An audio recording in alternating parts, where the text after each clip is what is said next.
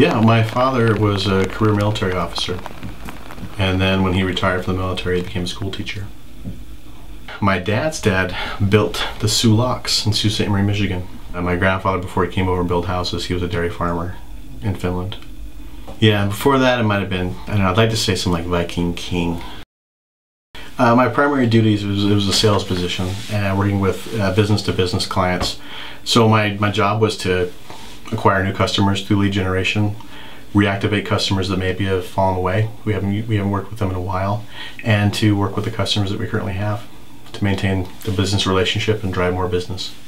An average week, it starts out with just organizing your day, doing about 20 to 30 calls if possible, trying to talk to as many people as you can, whether they're current clients, future clients, again, ones that we haven't worked with in a while, sending letters, sending emails, and then going out and visiting, going door to door. You know, taking your business card, walking into buildings and asking them how they take care of their floors. The goal for me personally, I wanted to have at least 10 real meetings a day. Mm-hmm. And that didn't count just stopping in and visiting people, but actually having a business meeting talking about something, you know, where we're going to sell something. You know, just stopping by with some donuts or didn't really count. If you don't see it coming, you're not paying attention. I had a friend shoot me a Craigslist post for the company I was currently working with, looking for someone in my job.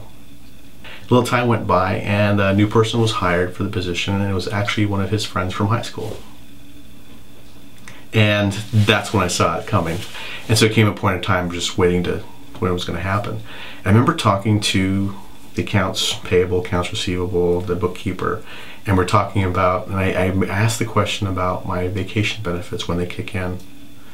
And we both realized that I had about a week and a half to go before that would kick in.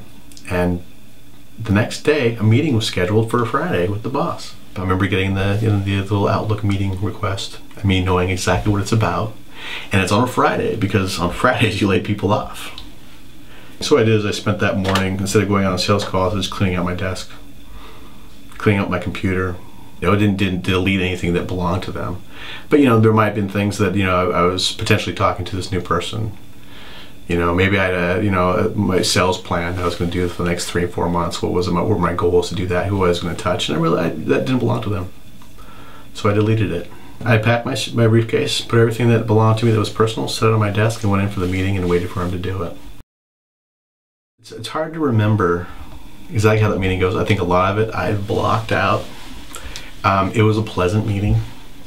He wasn't doing anything personally. It wasn't a personal attack. It was business, even though you get those personal feelings. She's like, oh my God, what am I going to do? All this stuff's dropping on me, you know? What's going to happen next? So I understand exactly why he did it. How he did it was a little bit of a bummer. I can't remember the exact words, to be honest with you, because at one point I just saw him talking, and I wasn't even listening anymore. I was just waiting for the thank you, goodbye. I don't remember the rest of the conversation, to be honest. I just remember the last thing I said was, well, I'm going to leave early today, and he just said, good. And that was it. But the thing that was a little bit stressful about getting laid off, and I don't think I did anything wrong to get laid off, it was just the circumstances that were happening. My wife was 2 months pregnant. And we kept it to ourselves. You know, when you're first starting pregnant, you worry about, you know, anything happening. Maybe, you know, the pregnancy isn't going to take. So you kind of keep it to yourself for about 8 weeks or so. So I had to come home to my now pregnant wife and let her know that I was laid off. And that was a real stressful time. One of the funny things, when you get laid off and you do it correctly and you're doing your reporting, you're actually going out and trying to find more work like I was doing. You actually go to some classes as well. And so you go down to WorkSource here in town, and one of the things that they're currently doing is re-educating people that had certain career paths to maybe have a more viable career path. And I'm in sales, and so I looked up there, and right on the list, sales was one of those things that made me want to think about doing something else. And so they, you know, were encouraging me to find a new career. And what are you doing now? I'm doing sales. That's what I do. And I said, well, today I'm not going to lay around. I'm going to find some jobs because I just hate not working. In the meantime, I'm going to take the little money we've saved up, and I'm going to change the flooring on the bathroom. and I ripped up the old linoleum, you know, this fixer-upper that we bought a few years back. And I found all this press board underneath the linoleum. So I go, that's wrong. Kept pulling it up, and I found that there was a little bit of leakage underneath the bathtub.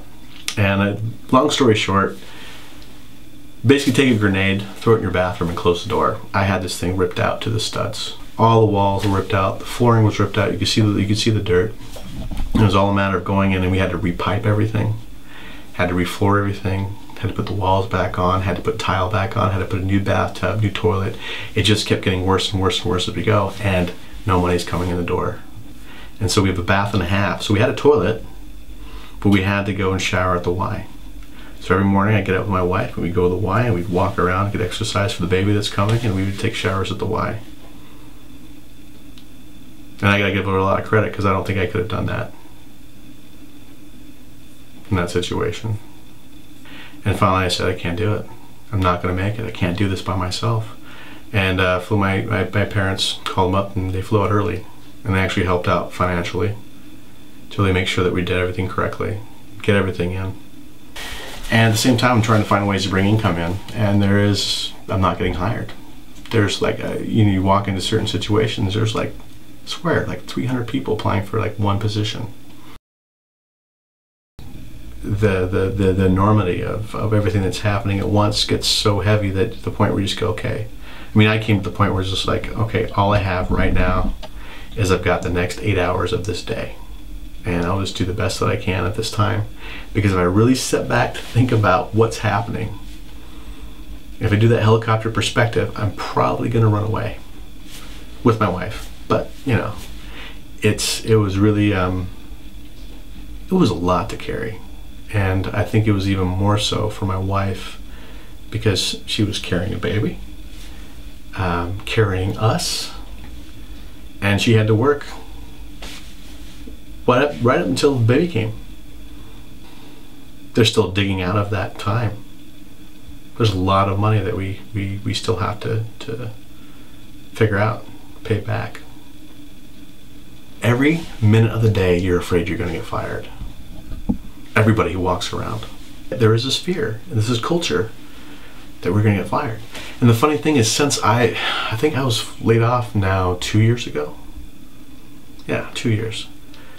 He's had 8 sales guys. The guy's had more sales guys than Spinal Tap had drummers. What's our biggest expense? HR. Let's get rid of some people. A lot of times there's a lot of companies that don't want to fire people. What they want to do is there's a term called managing them out. And so what they do is you make their experience difficult. So what you do is I want to get rid of this person. They're not as beneficial to me as I thought they would. I can make the other 3 people in the department take on the work of the other 2 people. And so what I do is you get them out the cheapest way possible. So news will probably come from a high. We get rid of these people. How do we do it? That way you start making their position hard. You start making it uncomfortable, make it a little bit hotter, start pointing out things that they're doing wrong. Things that you wouldn't point out normally, that's not really that big of a deal. You start making it a little bit stressful for them, to the point where it's a little bit hot under their feet. They want to go someplace else. They decide on their own to move. But it's really, you're really quite aware that it's happening. You know, one day you're sitting in a group of people, you're all friends, you're all getting along, everything's fantastic. The next day, you're dead to them. For whatever reason, whether they're uncomfortable, whether they're scared they're going to lose their own job, whatever happens there, it's just a whole different dynamic. All of a sudden you're just got this scarlet letter and it's over. They don't want to catch that disease of being laid off. You're looking too much on the numbers and the metrics and the Excel spreadsheet and forgetting the fact that that little number that you see on, you know, column A, row 7 is an actual person with a wife, with a kid, with a car payment, with a mortgage, and is actually from your country, from your neighborhood, and is a viable person in the community. Happy nowadays. We got everything a little bit fixed. I got a new toilet and a new bathtub and a new floor, and we don't have to go to the YMCA anymore. And it's also a place that my child likes to play. Tell us a little bit about your family. Beautiful wife Irene. I've got a daughter Isabella who's smarter than me, and she's 16 months old, and that's scary. And we have a good life. If you wake up in the morning and you owe your day to somebody else, you are not wealthy, and therefore you have to work. It's being part of the community, it's contributing, but it's what it essentially is it's giving away your day to make sure that you have the things that your family needs and hopefully in a lot of cases want. But work is it's work.